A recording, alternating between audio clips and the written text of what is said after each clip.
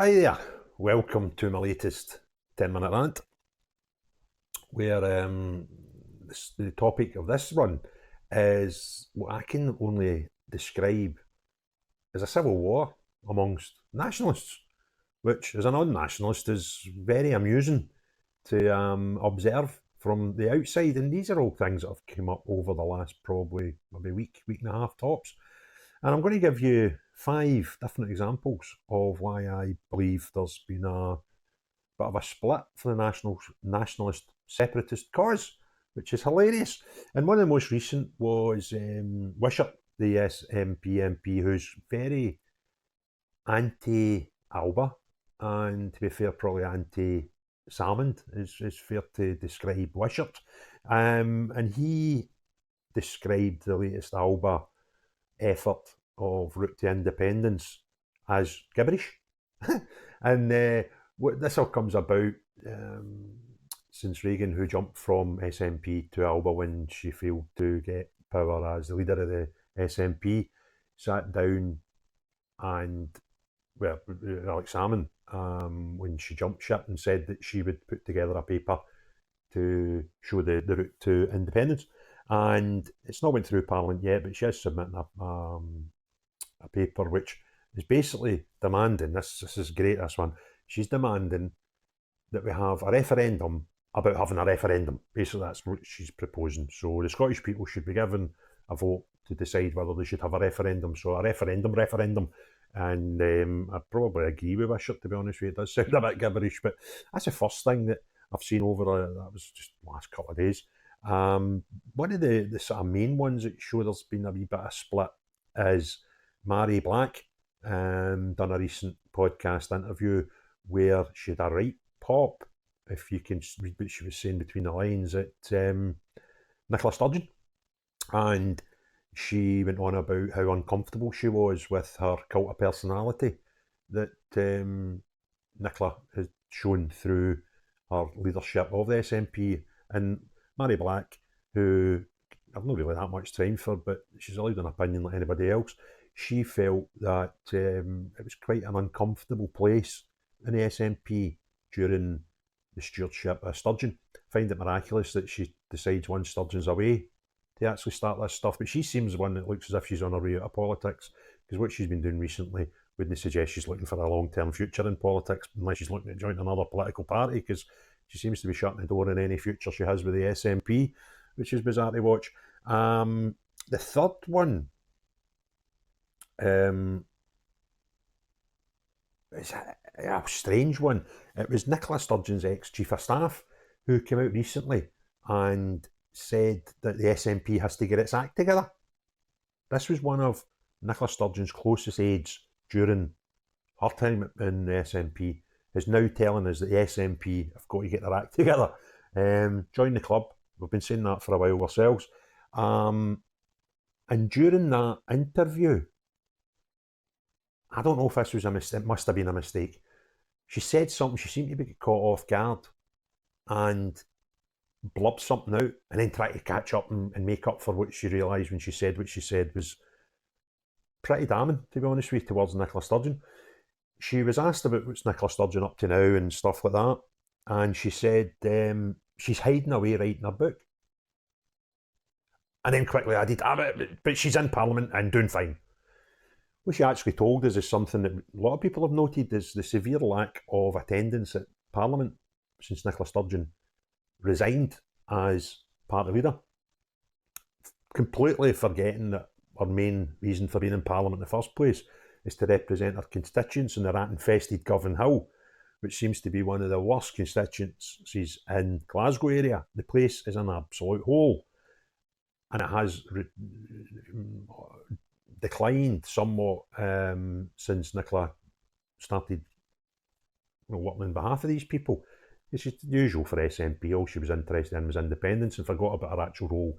First of all, as a member of the Scottish Parliament, her role as the leader of the SNP and in turn First Minister is actually a secondary role for anybody who's in Parliament. Your main job is to look after the business of your constituency. She's failed on that miserably. And she's well known fact that she's going to be writing her memoirs. which I find is absolutely an amazing thing for somebody who's on such public occasions like the Alex Salmond inquiry. Couldn't remember much. I can't remember that. I fail to remember that. I can't recall that. Was it like 96 times or something ridiculous that she said this during the Alex Salmond, the evidence that she was given? And she's writing memoirs. That's going to be some meetings with her author, isn't it? When the author sits down and asks her about certain things, you can't remember anything that's important. What's going to be in her memoirs that she's suddenly remembered? But I digress. And then the last one, this is a great one. This seems to be the Greens falling out with the SNP, which is the only reason the SNP are in power, because they didn't have a coalition with the Greens after the last local election in Scotland. They wouldn't have been in power. They wouldn't have been in government. So Harvey, he's the co-lead, because they need two leaders. They've actually got in their constitution that the leader, they must have two. One's got to be female and one's got to be male, which I think is absolutely ridiculous and laughable. Because what happens if the best 2 or 3 or 4 or 5 people in your party all happen to be females? Well, you've got to go all the way down the list somehow and pick out a guy. So you've got two leaders, and the two of them are completely bonkers and incapable of being adding any value to the Scottish Government at the moment. But they need two. So both of them found their way into government and a place at the table of the ministers by default, because the SNP couldn't get enough of a majority to control the government. So they've got this coalition with the Greens, which has been remarkably pish for both the government and the people of Scotland in general. Anyway, Harvey, he's unhappy with Souter. Souter made his fortune through Stagecoach, and he used to be a supporter of SNP when Salmond was in charge. When Salmond stepped down, he stopped supporting SNP. As soon as Nicola Sturgeon resigned and Humza got the job, he suddenly started supporting them again in quite a public way with some business lunch that Humza's trying to play it maybe a wee bit arm's length as well, to be fair, with the Souter connection. But Harvey's jumped right into it. He's went in 2 feet, get the loafers off and jump in with 2 feet. He cited Souter as one of the defining factors in him getting involved in politics.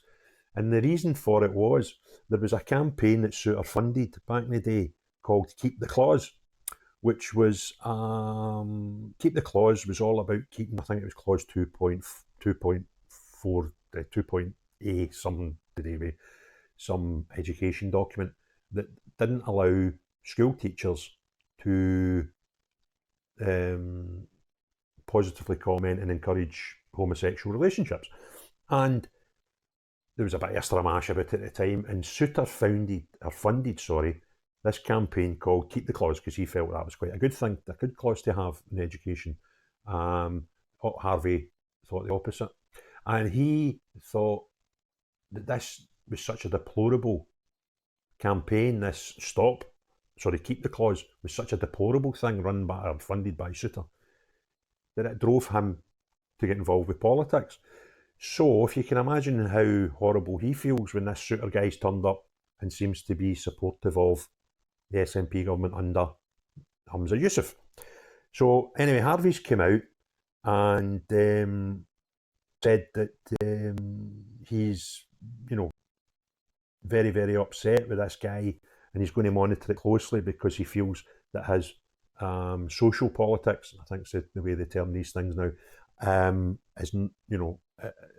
doesn't sit well with him, doesn't sit well with the Green Party, and goes as far as to suggest that it doesn't sit well with government in general. So all these things, it's fantastic. You get the SNP falling out with ALBA, you've got some in the SNP falling out with the SNP, and now you've got the Greens falling out with the SNP. It's absolutely fantastic. And let me tell you the biggest pointer of this to explain why I think it's happening. Just last week, the Tories in Westminster suggested that they would have a late 2024 election, which would be a wee bit earlier than they need to be, but further up the road than some were wanting. Some people are pushing for a May election, which I would love. I'd love that. That would be great for me personally. So Sunak had suggested this towards the end of the year. Labour came out and the Lib Dems came out and gave them a bit of a slaughtering, and they were demanding that there should be a May election. They feel that, obviously for their own personal reasons, that would be the best date to have an election for Westminster. And I tend to agree with them. However, SNP remain silent. Now, when have you ever had the SNP not badmouth Westminster, say anything anti-Tory, anti-English, anti-UK establishment when they've had the chance? So there was a pile-on with the Labour Party, a pile-on with the Lib Dems, and the SNP remained silent. And we all know why. Because they look as if they'll reduce, if there was an election tomorrow, they wouldn't have the 50 odd, is it 56 seats in Westminster? They have no 64, I can't just remember. It would go. I'm not saying they would have none, but you'd need to be one of two things, either extremely stupid or extreme cult to think anything other than the SNP would lose some seats just now if there was an election. Funnily enough, being extremely stupid and a cult, I have seen a lot of examples of people being both over the term of the last 6 weeks I've started doing these videos, going by the comments section alone. But what I will say publicly is to the separatists that want to come on and add comments to my videos, please keep doing it. The reason being, the analytics in the YouTube are driven by views and comments. So if you watch your videos and say something, keep doing it. It's great. Welcome you aboard. Because what it's doing is it's putting it in front of more people. And that's what I want to do with this channel. Of course, we put a video out on YouTube. You want more people to see it than the last one. So please, separatists, and particularly the ones, there's not, to be honest with you, there's a few separatists who you can have good conversations with. They're fine. But see the proper cult members, they're great. Just please keep coming. Please putting comments on, because you make an old miserable git quite happy sometimes with actually reading your inane comments. They're absolutely fantastic. And one guy just comes on all the time and goes, 58% independence is coming. I think his name's Alex. Keep coming, Alex. Please put another comment in this one, because I don't think you've missed a single video yet, and you're doing a one-man army's worth of effort to drive the analytics of this channel upwards on YouTube. So thank you very much to the separatists that come and join in the videos. It's great. So there we go, guys. Looks to me, I think, if you look at what the instances I've just given you, that there does seem to be a bit of a civil war within the nationalist movement, which is hilarious as an outsider who's not interested in independence at all. And I hope you enjoyed the video. If you did, give it a thumbs up. If you want to see more, subscribe, hit the notifications. But the most important of all, have a great day. Bye now.